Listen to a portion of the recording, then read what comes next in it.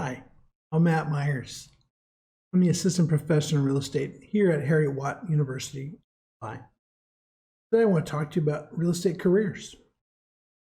What's now and for the future. Let's begin.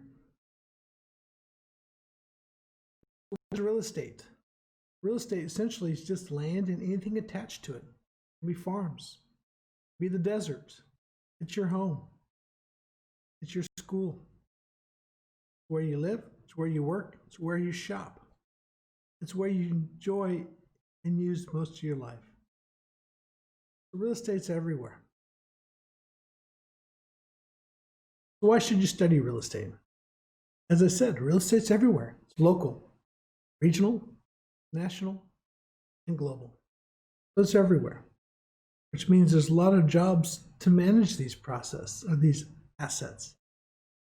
But from a student's perspective, they always ask, well, how can I get a job? Actually, real estate has a very high employability, partly because there are very few schools or universities who offer degrees in real estate. And particularly here in Dubai, we are the first, and there are no other ones here in the GCC who offer real estate at the undergraduate. However, if you look around, real estate's everywhere. It represents 14% of the total economy of Dubai, 7% in the direct aspect of real estate. The other 7 is usually associated with the construction part. So there's high employability. Look around Dubai. You bring in graduates from overseas. Why? Because there are no local graduates. But it also presents lots of diverse career opportunities. So some people like more of the construction, some like more of the investment, some are number crunchers, some like going out in the fields, some like more social interactive, some people like to be more introverted and work on projects. A lot of opportunities out there. But these skills are transferable, not just locally, but globally. It allows opportunities to go to other areas because real estate markets work similar in many different areas. But when we say it's a lucrative, people ask, well, how much do you make? Here in Dubai, a study several years ago was saying the average salary of real estate professionals was about $50,000 per. On top of that, other ones make bonuses. Depends on the career you choose. There's different options out there. I know some who make more. I know some who make below that. Here's just some quick examples of places that I've had the opportunity since I had my degree in real estate from the University of Alaska. Grew up in Alaska. Get to live here in Dubai, the most exciting place for someone in the real estate industry. I've been to remote areas in the South Pacific, such as Singapore and Kiribati. I've lived and worked in Guam. Lived and worked in the UK. I've lived and worked in Australia. I've also, behind me, you can see this utility or fertility god from the Marquess Islands that I saw when I went to a site to value it. To understand real estate, here's just a quick chart explaining the process of the real estate industry. Basically, there's 3 major elements. One's the planning and acquisitions. When you start the idea, one is the development while it's being built. And then the third one, which most people think of real estate only, is the operational side. It's built. How do you manage it? How do you let it? There's all sorts of elements there. So I'll just quickly go through these different phases. Again, the first one's planning and acquisitions. The idea of real estate, someone has to do a market study. What are you going to do at this site? What type of building you're going to build? Who's the most likely users? You understand human geography. You have to understand demographics. You need to understand investment. You need to understand financial markets. You need to understand macroeconomics. You need to understand microeconomics. So there's lots of different areas that you need a well-rounded skill base to do. Once we have that, it's feasible. If it's feasible, then we need someone to do the valuation. Valuation is presented to the financiers, to banks. Those are all career options along the way. And once it's done, somebody actually has to literally acquire the property. This is the development phase that most people are familiar with. You have to build it. You need your contractors, your engineers, your architects. But the overreaching thing is a development manager. Development manager hires the architect who designs the project. Development manager also puts on the constraints, and this is what we want to build. Here's the limits. Here's our investment. Here's our feasibility study. Then once that's gone through, they have to hire a project manager who will manage the project. A project manager hires a construction manager. Again, the development manager, who's a real estate person, oversees that entire project. And the final phase is the operational phase. This is the long term. Once it's built, do we sell it? That's a person. Or do we keep it? How do we manage it? How do we get tenants? How much rent should we do? You go through that process. Then there's a higher level called asset management, which are investment funds or others who have a whole bunch of different properties. The property manager deals usually with a single property or a small group of properties. Asset managers look at the investment side. Should we buy in this? Should we invest in this? So there's all sorts of criteria there. Then you also have facilities management, which usually works under property managers. But ultimately, when the property has been there for a while, do we renovate it? Do we fix it up? Do we reinvest in something else? So those are investment decisions that someone has to. So what type of careers are there? A whole bunch of them. Well, the ones most people think of as real estate agent. Well, real estate agents, doing houses, you don't need your degree. If you're dealing as a real estate or state agent for, say, selling hotels, you need to understand the hotel industry. You need to know the investment side. Who buys? Why do they buy? What's their thing? So you need to understand the investment criteria. So the commercial side, the sales and letting, does require an advanced skill set. As you can see here, there's a variety of other opportunities out there versus the one that most people think. I'm looking at my thing, real estate valuer. I'm a valuer. That's how I got in the industry. I do valuations. I go out, client says I need another value.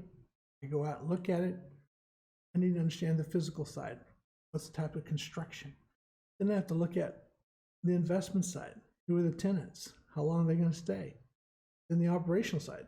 How much you're spending? What's the cost to operate? How much profit are you going to make?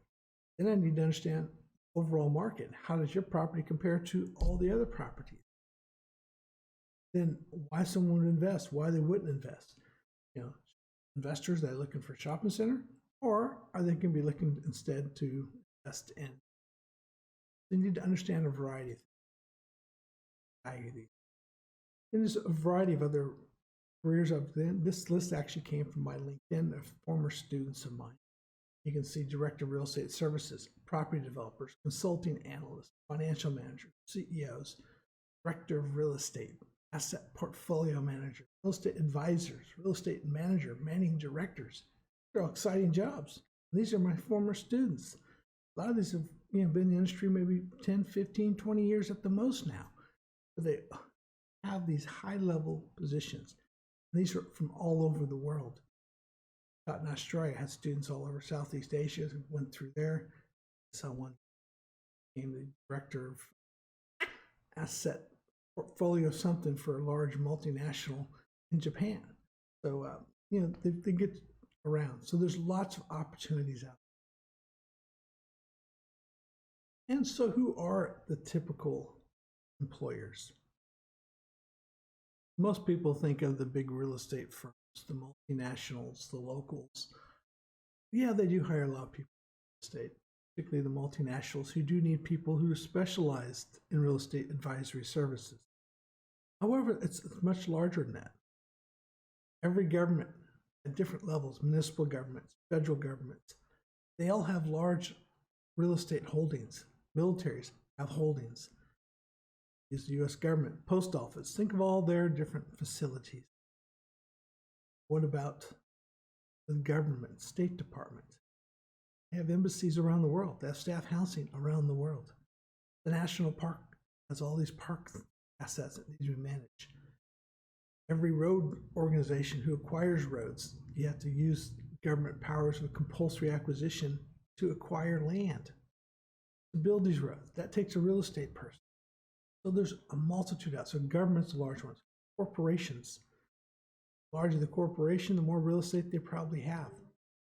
And a lot of these, they're multinationals, have real estate around the world. They have. So there's real estate department. But then you also have specialty real estate investment companies whose primary function is to invest in real estate for their investors.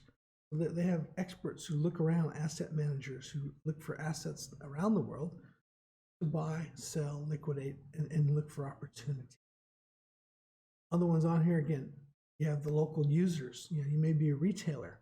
McDonald's as a corporation, for a long time, one of their biggest asset was their real estate holding. They build the real estate and lease it to their franchise operator. They had large real estate holdings. Religious institutions. Here in Dubai, you have all these mosques. Somebody has to manage these. It's an investment decision. Where do you build them? What's there? You have historical areas, which are a lot of times government owned, or it could be a nonprofit who manages historical property. Need to be considered. And these are all real estate functions.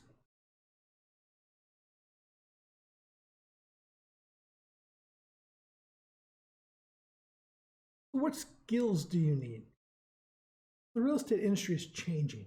It used to be you could get by with basic business skills because the industry wasn't as advanced. However, the industry has changed substantially. I started my It takes much more knowledge, much more skills. And a lot of those are computer based, but it's the logic and the analytical skills behind it. Again, real estate is the investment side of the business. So you really now need advanced business skills. And part of that includes finance, understand financial markets and banking, and the investment, how to compare investment, how to analyze, and how to make creative investments. But a new one that's been coming around the last few years, business analytics. So it's looking at it from a very large, big data perspective, how to analyze all this information. And the bottom line is if you don't keep up with it, you're going to fall behind. Other people are doing it. And there are degrees in data analytics, which is great, but they know how to look at numbers. But basically, you need to understand the industry first to use this information. If you look at numbers, it'll tell you one thing, but it's trying to use numbers to analyze, understand markets. So it's really important to have the industry-specific skills and then use the technical skills from big data and data analytics. But you also need to understand some buildings and construction and how can you value a building if you don't know what it's made of, how to describe it, know its condition, how you determine depreciation. So you need to have those skills. But general skills, analytics, can you look at things? Can you look at numbers and try to read what they mean? Not just tell you what the number says, but what they mean and particularly how they work and interrelate to each other. A lot of it comes from experience. It has to be logic, understand reason. A lot of this stuff is done by the computers. You don't have to be a math whiz to do this. The computers do the number crunching for you. We don't necessarily program. The computer's doing all that. So it's important that we understand how these numbers to help us analyze our particular markets. So I've shared with my other students in the university. The only course I failed twice was algebra and calculus. As I shared with others in university, I did fail my calculus class twice. But look where I'm doing now. I'm running numbers and statistical models because the computer does that for me. And it's also been learned. Other things we need to do, we do lots of communication. So we need to have oral and particularly written skills, how to write reports, to explain things to people, particularly in this global environment, people around the world. Sure, it's written so they know exactly what to think or why things are done. I do a lot of work in Excel, lots of spreadsheets. It's a tool to help me solve all this investment criteria. And believe me, it saves a lot of time. Some other tools that have been coming up more and more for people in real estate is geographical information systems, or GIS. Particularly do spatial analysis to look at things. One thing I love to do is retail gravity models, where I do probabilities of coming into shopping centers based on the size of the mall and all this thing. It's fun. It's almost like a game to me, but it's answering big things that I cannot do. I can't readily see. I need to use the computing power and specialized software to solve a question. So if you've ever seen people do surveys, oh, this area has a population of so much within 5 kilometers. The real world doesn't work in circles. It's much more complex. Computer and tools help us do that. And one thing that's been coming up more of late is using RStudio, SPSS, to do some regression analysis to understand big data. The industry's changed. In the old day, we used to have very small data sets. Now we have access literally to hundreds of thousands of data sets to analyze, which allows us to do a much more comprehensive job that was not done. This is a good example. Dashboard. These are things we look at, a variety of things. To come back and analyze. So how do you get there? Well, in short, so how do you get there? Well, Heriot-Watt, we're just starting a brand new undergraduate degree, real estate management and finance. We'll be the first one in the GCC. We've had a postgrad for the last 10 years, which has been successful. But many of those students already have jobs in the industry and just upgrading to get the real estate investment side. The few that come in that don't already have jobs are always hired before they graduate. I have industry asking me, do you have any graduates? And we don't. And that's the reason why we've created the undergraduate degree, to create a larger pool of particularly, hopefully, locally trained people to go into the real estate. But what makes our degree really special is it's a joint degree between the Edinburgh Business School, part of our university, and the School of Energy, Geoscience, Infrastructure, and Society, commonly called GIS, formerly known as the School of Built Environment, which specializes more in urban geography and construction. So half the courses will come from the business school. So basically, this is a business degree. So you're going to get courses in accounting, finance, economics, and management. But it also has this other half that's a specialty at how it applies to state. Again, you'll get the human geography, why people live here, location analysis, which is what real estate is about. You'll get some about construction technology and how buildings are designed. And sustainability is a big issue. And that's something Heriot-Watt's proud of, sustainability, in all of our courses, particularly within EGIS. But then we have a set of courses which would be very specific to real estate, such as real estate valuations, property development, property economics, and property management. Obviously, when you do your final year project, it would be real estate. I'm really excited about Heriot-Watt. What makes Heriot-Watt special is it's a global institution, in the sense that we have our main campus in Edinburgh. We have several other smaller specialty campuses around Scotland, but we also have our campus here in Dubai, have a campus in Malaysia, and we also have a large group of students globally called Heriot-Watt Online, who come in from students around the world. Last semester, I had the privilege of having students in my one valuation class from 20 different countries. To me, that's exciting. I learn about other places. They share that knowledge, and that's what's really nice about Heriot-Watt. Also, you'll see in the corner here, we have our Glow Global.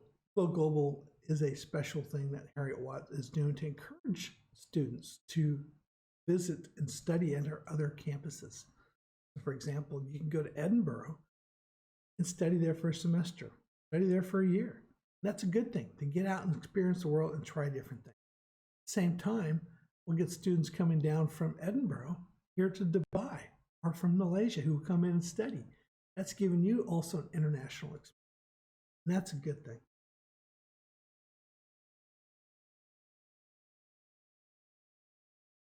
And I'm really excited about this. It's brand new, state of the art. It's a great teaching facility. As you can see, Heriot-Watt, best university in the Middle East, International University of the Year, one of the Forbes Award, we're 5-star by KHDA. And this is our brand new campus, which is being built. It should be open in April. So therefore, when you start next year, this will be brand state of the art. I mean, I'm excited about the teaching facility. Just a quick link, talking about my video. It's on YouTube, done for the Gulf Business News, talking about real estate careers. So it's a short version to help you. You can maybe tell your parents about it. They can look it up and give them a basic understanding. Let's try and explain to yourselves or your parents or teachers that real estate isn't real estate sales. It's a much bigger career out there, and it's very lucrative and exciting. And with that, I'm going to go ahead and include that. You have my contact there. If you have questions, email me. I'm happy to meet with people one-on-one on MS Teams for discussions and talk about real estate as a career, particularly the opportunities here at Heriot-Watt. We do a lot of work with industry, so industry works with us. I mean, real estate, the only way to have a good degree is to work with it. So we are very industry in that regard. We appreciate the support from industry that they give us, but also more importantly, the employment opportunity. Thank you, guys.